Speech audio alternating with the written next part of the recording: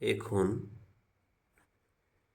C to the power Z সমান হচ্ছে A, বা এখন C to the power Z সমান হচ্ছে এ লিখলাম। এখন এখানে সি সমান সমান কি আছে? B to the power Y. তাহলে সির পরিবর্তে কি বসাবো? B to the power Y বসাবো। তাহলে B to the power Y, সির উপরে জেড আছে যেহেতু পাওয়ার, তাহলে এর উপরেও জেড হবে, সমান এ।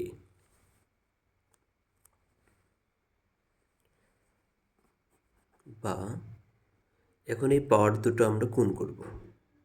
বির উপরে পাওয়ার ওয়াই আছে, জেড আছে, তাহলে হবে B to the power Y Z সমান হচ্ছে এ। বা এখন এখানে হচ্ছে বি সমান সমান এ টু দি পাওয়ার এক্স, তাহলে বি এর পরিবর্তে কী বসাবো? এ বসাবো। তাহলে এ টু দি পাওয়ার এক্স বসাবো, তার উপরে কী থাকবে? ওয়াই পাওয়ার ওয়াই জেড থাকবে, সমান এ। বা এখন পাওয়ারগুলো গুণ করব।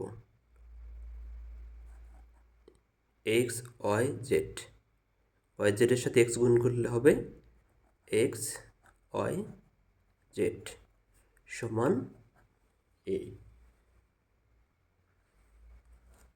বা এ এক্স ওয়াই জেড সমান, এর উপরে যেহেতু কোনো কিছু নেই তাহলে কি হবে? এর উপরে অন ধরতে হবে পাওয়ার। তাহলে দুই পাশের বেসটা কেটে যাবে, এটা কেটে যাবে, তাহলে কি হবে? অতএব এক্স ওয়াই জেড সমান অন দেখানো হলো।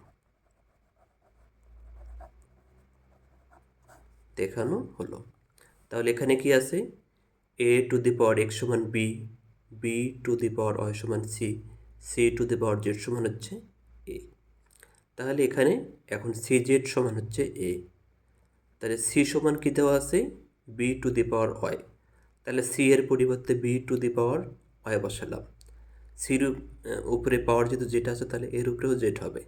এখন কি করব? এই দুইটা পাওয়ার গুণ করব, ওয়াই এবং জেড গুণ করব, তাহলে হবে B to the power Y Z. এরপরে কি করব? আবার হচ্ছে বি সমান সমান কি আছে? এ এক্স আছে। তাহলে বি এর পরিবর্তে আমরা এ টু দি পাওয়ার এক্স বসাবো। এক্স বসালাম, তখন কি হবে? এক্স এই পাওয়ার এবং এই পাওয়ারে গুণ হবে, তাহলে এক্স এবং ওয়াই জেড গুণ হয়ে হলো A to the power X Y Z সমান সমান এ। তাহলে আমরা জানি যে এখানেও এ আছে, এখানেও এ আছে, দুইটা এ তখন যেহেতু বেসটা একই, তাহলে এটা কেটে যাবে। তাহলে এ পাশে যেহেতু এর উপরে কোনো পাওয়ার নেই, তাহলে এখানে মনে করতে হবে যে এর উপরে পাওয়ার আছে অন, তাহলে এক্স ওয়াই জেড সমান হচ্ছে অন।